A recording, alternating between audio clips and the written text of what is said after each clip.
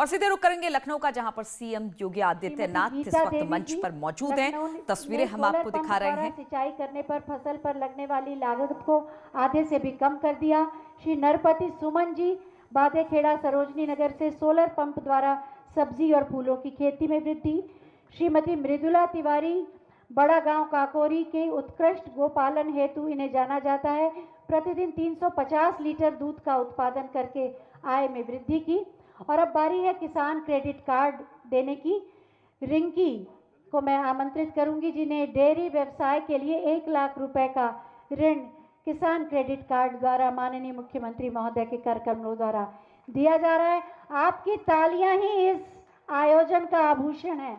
मोहम्मद शमीम मछली पालन हेतु 1 लाख रुपए का ऋण किसान क्रेडिट कार्ड द्वारा।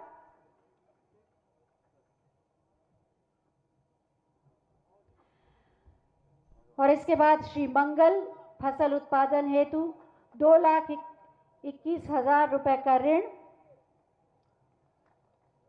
सभी के लिए आप जोरदार तालियां बजाएं और इनसे प्रेरणा ग्रहण करें कि आप भी प्रगतिशील किसान के रूप में भविष्य में सम्मानित होंगे और माननीय मुख्य प्रधानमंत्री महोदय के स्वप्न को साकार करने में महत्वपूर्ण भूमिका निभाएंगे।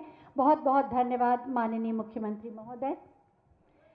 राजनीति जिनके लिए जन कल्याण और जन सेवा का माध्यम है, सबका साथ, सबका विकास, सबका विश्वास जिनके सुशासन का मूल मंत्र है, उन्नत किसान आत्मनिर्भर प्रदेश के माध्यम से आत्मनिर्भर भारत के निर्माण का जिनका लक्ष्य है, वो हैं हमारे देश के सबसे ज़्यादा लोकप्रिय मुख्यमंत्री, हम सब के अभिभावक माननीय श्री योगी आदित्यनाथ जी।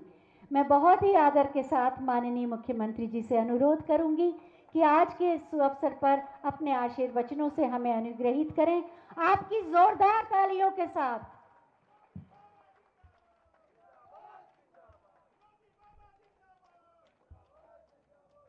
किसान कल्याण मिशन के आज शुभारंभ कार्यक्रम में मंच पर उपस्थित मेरे सहयोगी वरिष्ठ मंत्री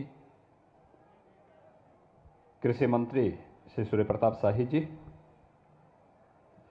इस समारोह में अतिथि के रूप में उपस्थित जल शक्ति मंत्री, अतिथि का मतलब जो बिना बुलाए आए हैं, डॉक्टर महेंद्र सिंह जी, यहाँ की लोकप्रिय विधायक और प्रदेश की महिला एवं बाल विकास कल्याण की मंत्री श्रीमती स्वाति सिंह जी, लोकप्रिय सांसद श्री कौशल किशोर जी, उत्तर प्रदेश CLTF के अध्यक्ष श्री वीरेंद्र तिवारी जी,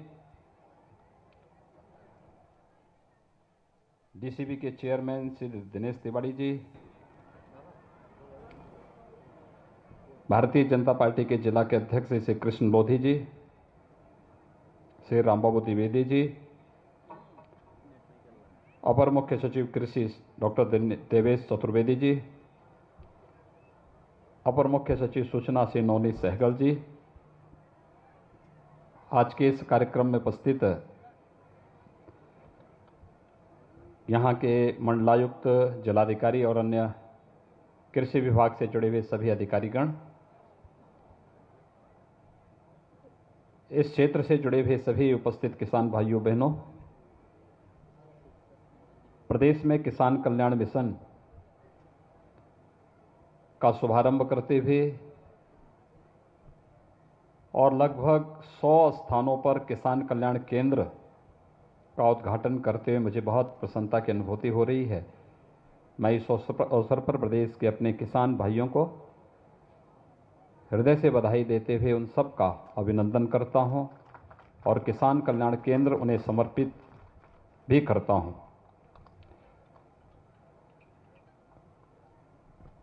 आप सब जानते हैं कि आज़ादी के बाद इस देश का अन्नदाता किसान पहली बार राजनीतिक एजेंडे में शामिल हो पाया। जब ईमानदारी से किसानों के हितों को ध्यान में रख करके शासन की नीतियां बनने लग गई और उन नीतियों के अनुरूप उनका क्रियान्वयन भी होते हुए इस देश के किसानों ने देखा है। अन्यथा किसान लोगों के लिए वोट बैंक का माध्यम तो बन गया था, लेकिन वह किसी भी सत्ताधारी दल के लिए उन योजनाओं के ईमानदारी पूर्वक क्रियान्वयन का भाग नहीं बन पाता था। हमारे अन्नदाता किसानों ने इस देश को खाद्यान्न उत्पादन में आत्मनिर्भर बनाने में अपना खून पसीना बहाया। इस देश ने जय जवान और जय किसान के नारे भी दिए, लेकिन किसान आजादी के बाद से हाशिए पर रहा। हम आभारी हैं प्रधानमंत्री मोदी जी के, जिन्होंने 2014 में आने के बाद किसान को मुख्य धारा के साथ जोड़ने और जय किसान के इस नारे को सार्थकता प्रदान करने के लिए किसान के हित में उस प्रकार की नीतियां, उस प्रकार के कार्यक्रम और फिर उसके ईमानदारी पूर्वक क्रियान्वयन को जोर देते हुए ईमानदारी पूर्वक उन सभी योजनाओं को लागू किया। आज उसी का परिणाम है कि सॉइल हेल्थ कार्ड और सॉइल हेल्थ से जुड़ी हुई लेबोरेटरीज आपको हर एक जनपद में, हर एक विकास खंड में और हर महत्वपूर्ण स्थलों पर प्राप्त हो सकती है।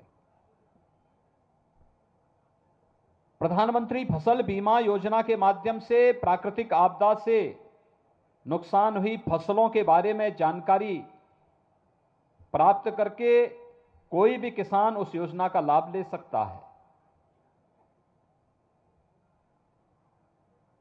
प्रधानमंत्री कृषि सिंचाई के माध्यम से और ड्रिप इरिगेशन के माध्यम से हर खेत को पानी और साथ साथ ड्रिप इरिगेशन के माध्यम से हम वैज्ञानिक तकनीक का उपयोग करते हुए किसान की लागत को कम करने और उत्पादकता को बढ़ाने में एक बहुत बड़ा कार्य इन नई तकनीक के माध्यम से आज देश के अंदर देखने को मिल रहा है। आजादी के बाद लागत का 1.5 गुना दाम किसान को मिले, न्यूनतम समर्थन मूल्य स्वामीनाथन कमेटी की रिपोर्ट के अनुरूप देने का कार्य भी प्रधानमंत्री मोदी जी ने दिया। और यही नहीं, प्रधानमंत्री किसान सम्मान निधि के माध्यम से हर एक किसान को 6,000 रुपए सालाना देने का कार्य भी, यानी किसान भाइयों को सूदखोरों से, बिचौलियों से मुक्त करने के लिए उसे प्रधानमंत्री किसान सम्मान निधि से जोड़ने का कार्य भी प्रधानमंत्री मोदी जी ने किया। यानी किसान के कल्याण के लिए वास्तविक कार्य योजना अगर आप देखेंगे तो आजादी के बाद जिस गति के साथ ये कार्यक्रम चले हैं, अगर पिछले 6 वर्षों के दौरान हुई प्रगति उन 70 वर्षों में भी हुई होती तो संभवतः इस देश में 2014 में प्रधानमंत्री मोदी जी को यह लक्ष्य निर्धारित करने के लिए नहीं मजबूर होना पड़ता कि 2022 तक हम किसान की आमदनी को दोगुना करेंगे। और आज उस लक्ष्य को हम प्राप्त करने की ओर मजबूती के साथ आगे बढ़े हैं। मजबूती के साथ आगे बढ़े हैं। याद करिए 2004 से 2014 के अंदर इस देश के अंदर सर्वाधिक किसानों ने आत्महत्या की थी। और 14 के बाद जब किसान देश के राजनीतिक एजेंडे का हिस्सा बना, केंद्र सरकार ने किसानों के हित के लिए उस प्रकार के कार्यक्रम और योजनाएं बनाई। आज उसका परिणाम है देश के अंदर किसान आत्महत्या नहीं बल्कि आमदनी को दुगना तिगुना करने के लिए नई नई तकनीक को अपनाते हुए वह तेजी के साथ आगे बढ़ता हुआ दिखाई दे रहा है। मैं इस अवसर पर अन्नदाता किसान भाइयों का हृदय से अभिनंदन करता हूं, स्वागत करता हूं। आज का यह कार्यक्रम उसी का हिस्सा है। आज का ये कार्यक्रम किसान के हित के लिए किए जा रहे कार्यक्रमों को आगे बढ़ाने का ही एक हिस्सा है। याद करिए, जब प्रदेश में आपने भारतीय जनता पार्टी को चुना था तो भारतीय जनता पार्टी की सरकार ने, हमारी कैबिनेट तब तक नहीं बैठी थी जब तक हम ये तय नहीं कर पाए थे कि किसानों का कर्जा माफ होना है। लघु और सीमांत किसानों का 1 लाख तक के कर्जे को माफ करने का निर्णय हमारी कैबिनेट ने पहली बार लिया। पहला निर्णय कैबिनेट का यही था। 1,15,000 करोड़ रुपए गन्ना किसानों का गन्ना मूल्य का भुगतान किया गया। बंद हो रही चीनी मिलों को फिर से चलाने की कार्रवाई प्रारंभ हुई। चीनी मिलों के विस्तारीकरण और नवीनीकरण की कार्रवाई तेजी के साथ आगे बढ़ी और जल शक्ति विभाग ने भी वर्षों से लंबित सिंचाई की उन परियोजनाओं को समयबद्ध ढंग से पूरा करने का कार्य किया, जिसके बारे में भी जल शक्ति मंत्री कह रहे थे कि हम आने वाले कुछ ही समय के अंदर 25 लाख हेक्टेयर कृषि भूमि को सिंचाई की सुविधा उपलब्ध कराने जा रहे हैं। ये कार्य पिछले 40 साल 50 साल से लंबित पड़े हुए थे, लेकिन आज सरकार कार्य कर रही है, केंद्र और प्रदेश सरकार मिलकर के कार्य कर रही है। तो किसानों के लिए इतने बड़े बड़े कार्यक्रम तेजी के साथ, मजबूती के साथ आगे बढ़ाए जा रहे हैं। प्रोक्योरमेंट की नीति के तहत आपने देखा होगा, पिछली सरकारों के कार्यकाल में 5 लाख और 7 लाख 9 लाख मीट्रिक टन का ही क्रय होता था।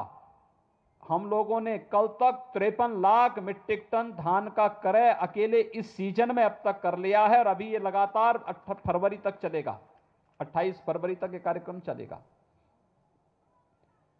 यानी जैसे भी हो, किसानों के हितों के लिए उस प्रकार के कार्यक्रमों को आगे बढ़ाना, किसान को खेती के बारे में, शासन की नीतियों के बारे में, पशुपालन के बारे में, कृषि संबंधी उन सभी कार्यक्रमों के बारे में जानकारी देना और उसको तकनीक से भी भरपूर लाभ उसको प्रदान करने के लिए कार्यक्रम चलाना। 2017 में सरकार आने के साथ ही 20 कृषि विज्ञान केंद्र प्रदेश के अंदर स्थापित हुए। आज प्रदेश के अंदर 2 कृषि विश्वविद्यालय, केंद्रीय कृषि विश्वविद्यालय, 4 राज्य कृषि विश्वविद्यालय, 1 निजी क्षेत्र का विश्वविद्यालय कृषि के लिए और साथ साथ 89 कृषि विज्ञान केंद्र किसानों की सहायता के लिए पूरी तत्परता के साथ कार्य कर रहे हैं। ये जो प्रदर्शनी है, मैं किसान भाइयों से कहूंगा, आप जाकर के देखिए, इस प्रदर्शनी का अवलोकन करिए। किसान कल्याण केंद्र किसानों को एक ही जगह पर उन सभी सुविधाओं से हम आच्छादित कर सकें, योजनाओं के बारे में जानकारी दे सकें, ये सभी इसके साथ जोड़ने का कार्यक्रम चल रहा है। और आज इसीलिए मुझे बहुत प्रसन्नता है कि प्रदेश में किसान कल्याण मिशन प्रदेश के सभी 825 विकास खंडों में यह एक बृहद कृषि मेला के रूप में लगाने का एक कार्यक्रम है। और मुझे प्रसन्नता है कि प्रदेश भर में हमारे माननीय सांसदगण, माननीय विधायकगण इस कार्यक्रम में सहभागी बनकर के इस पूरे कार्यक्रम को सफलतापूर्वक आगे बढ़ाने का कार्य कर रहे हैं। यह अन्नदाता किसानों के जीवन में खुशहाली लाने, और जब अन्नदाता हमारा खुशहाल होगा तो देश स्वयं खुशहाल हो जाएगा, खुशहाली का मार्ग अपने आप प्रशस्त हो जाएगा। उस खुशहाली के लिए ही आज ये सारे कार्यक्रम किए जा रहे हैं। भाइयों बहनों, हमें एक बात को ध्यान में रखना होगा। बहुत सारे लोग हैं जो तमाम प्रकार की गलतफहमियां पैदा करने का प्रयास कर रहे हैं। जब देश तेजी के साथ आगे बढ़ रहा है, खेती किसानी में आमूलचूल परिवर्तन करने और किसान तेजी के साथ प्रगति के लिए आगे बढ़ता हुआ दिखाई दे रहा है, बहुत सारे लोगों को ये अच्छा नहीं लग रहा है। उत्तर प्रदेश दुग्ध उत्पादन में देश दुनिया के अंदर एक अच्छे स्थान पर है। उत्तर प्रदेश देश के अंदर दुग्ध उत्पादन में अच्छे स्थान पर है, लेकिन यहां के किसानों के द्वारा पशुपालन करके जो दुग्ध मार्केट में दिया जाता है, उसकी गुणवत्ता पे सदैव प्रश्न खड़े होते थे। पहली बार हुआ जब खुरपका और मुंहपका जैसी बीमारियों को ये रोकथाम के लिए टीकाकरण का एक बृहद अभियान पूरे देश के अंदर चल रहा है और उत्तर प्रदेश में इसको हम लक्ष्य पूरी तरह प्राप्त करते हुए दिखाई दे रहे हैं। यानी यह उत्तर प्रदेश में गाय भैंस के दूध को हम लोग न केवल उत्तर प्रदेश और देश के अंदर अपितु दुनिया के अंदर भी हम ये बात कह सकते हैं कि हमारी डेयरी से जाने वाला ये दूध उन गौपालकों के यहां से आया है जहां पर खुरपका और मुंहपका जैसी बीमारियां नहीं हैं, और तब दुनिया के अंदर इस दूध की डिमांड होगी या दूध से बने हुए प्रोडक्ट की डिमांड होगी। इसको आजादी के बाद के 70 वर्षों तक क्यों छुपाने का प्रयास हुआ? हमारी लेबोरेटरीज आज हर जनपद में खुलती हुई दिखाई दे रही हैं, जो तय कर पाएंगी कि जैविक उत्पाद है और ये जैविक उत्पाद नहीं है। फसलों की गुणवत्ता के बारे में भी जानकारी देकर के उसकी टेस्टिंग लैब्स भी हर एक जगह स्थापित किए जा रहे हैं, और ये कार्यक्रम जिस निरंतरता के साथ आगे बढ़ाने के कार्यक्रम हो रहे हैं, एक किसान कल्याण मिशन उन सभी कल्याणकारी योजनाओं के साथ किसान बंधुओं को जोड़ने का एक बहुत बेहतरीन माध्यम है, और उस बेहतरीन माध्यम को आगे बढ़ाने के लिए आज हम सब यहां पर उपस्थित हुए हैं। मुझे बताते हुए प्रसन्नता है, प्रदेश के अंदर 2,35,00,000 किसान प्रधानमंत्री किसान सम्मान निधि से लाभान्वित हो रहे हैं। आप अनुमान कर लीजिए, 2,35,00,000 तो कई राज्यों की आबादी नहीं है। उत्तर प्रदेश में इतने किसान प्रधानमंत्री किसान सम्मान निधि से लाभान्वित हैं। जितने हमारे यहां किसानों को पिछले 3-3.5 वर्षों में गन्ना मूल्य का भुगतान हुआ है 1,15,000 करोड़ रुपए का।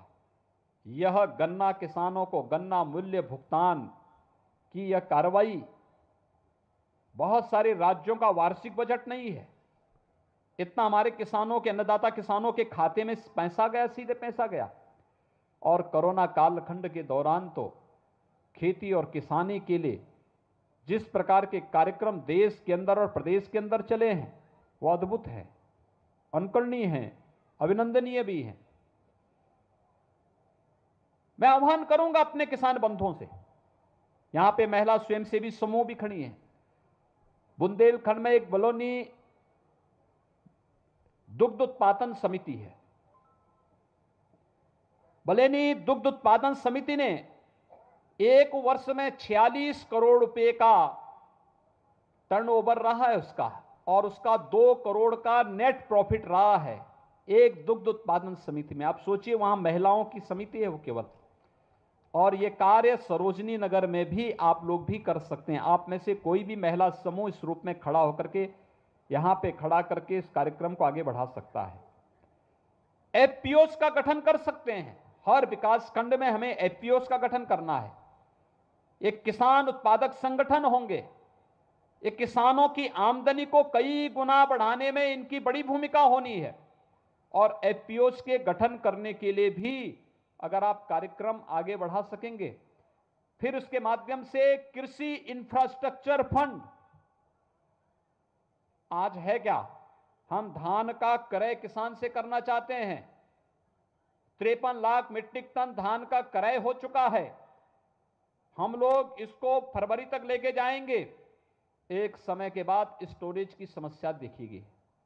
अगर हम विकास खंड स्तर पर, न्याय पंचायत स्तर पर, ग्राम पंचायत स्तर पर गोदाम बना दें, स्टोरेज बना लें, उसका किराया भी मिलेगा और गांव का खाद्यान्न गांव में ही सुरक्षित रह करके जब आवश्यकता पड़ेगी उसको फिर हम मार्केट में उपलब्ध करा सकते हैं। ये गोदाम के लिए सब्सिडी मिल रही है, केंद्र सरकार इसमें सहयोग कर रही है, हमें इसका लाभ लेना चाहिए। ये कार्यक्रम अगर हम आगे बढ़ा पाएंगे, कृषि इंफ्रास्ट्रक्चर के लिए जो पैसा है उसका उपयोग कर पाएंगे, बेहतरीन तरीके से इसको आगे बढ़ा सकते हैं। ऐसे ही आप लोग जो है, जो किसान बंधुगण है, मैं उनसे कहूंगा ड्रिप इरिगेशन की तरफ चलिए। सरकार इसमें काफी सब्सिडी भी दे रही है। आप लोग मत मान करके चलिए कि डॉक्टर महेंद्र सिंह लखनऊ के ही हैं तो जो है अब पानी जितना है खेत में उतना पानी खेत को लबालब कर दो। ड्रिप इरिगेशन के साथ जुड़ी है। कम पानी में बेहतर खेती और बेहतर खेती के माध्यम से किसान की लागत को कम करना, उत्पादन क्षमता को बढ़ाना, और जब लागत कम होगा उत्पादन ज्यादा बढ़ेगा तो किसान खुशहाल होगा, उसकी आमदनी दुगनी से ज्यादा होती भी दिखाई देगी। इस कार्यक्रम के साथ हम सब आगे बढ़ेंगे। मुझे बहुत प्रसन्नता है, किसान कल्याण मिशन प्रदेश के अंदर आज 303 विकास खंडों में एक साथ हमारे माननीय सांसद विधायकों की उपस्थिति में आज प्रारंभ हो रहा है और अगले बुधवार को फिर से कार्यक्रम 13 जनवरी को इसी गति के साथ आगे बढ़ता हुआ दिखाई देगा। फिर 21 जनवरी को यही कार्यक्रम पूरे प्रदेश के अंदर विकास खंडों में होगा। मुझे विश्वास है हमारे किसान बंधुगण इन सभी योजनाओं का लाभ लेकर के किसानों की आमदनी को कई गुना बढ़ाने के इस लक्ष्य को प्राप्त करेंगे और आदरणीय प्रधानमंत्री जी की मंशा के अनुरूप एक खुशहाल अन्नदाता किसान, खुशहाल भारत की नींव के रूप में कार्य कर पाएंगे। इस विश्वास के साथ मैं आज के इस किसान कल्याण मिशन के शुभारंभ के अवसर पर आप सभी अन्नदाता किसान भाइयों बहनों का हृदय से अभिनंदन करते हुए आप सबके प्रति अपनी शुभकामनाएं देता हूं और विश्वास व्यक्त करता हूं कि सरकार के जो अभियान है वह किसानों के कल्याण के लिए है। हमें बिना किसी बहकावे में आए, बिना किसी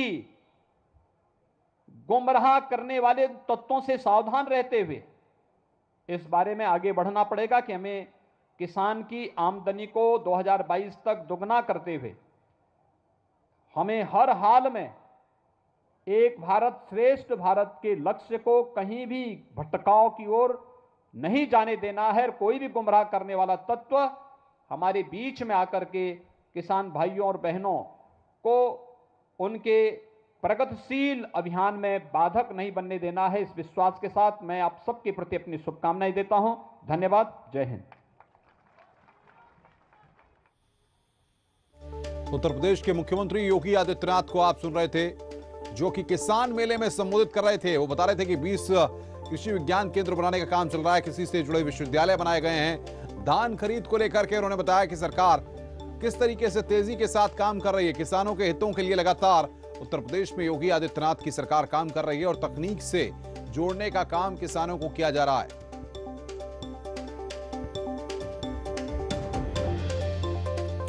रुक रहे हैं यहां पर एक ब्रेक के लिए। ब्रेक के बाद जल्द हाजिर होते हैं।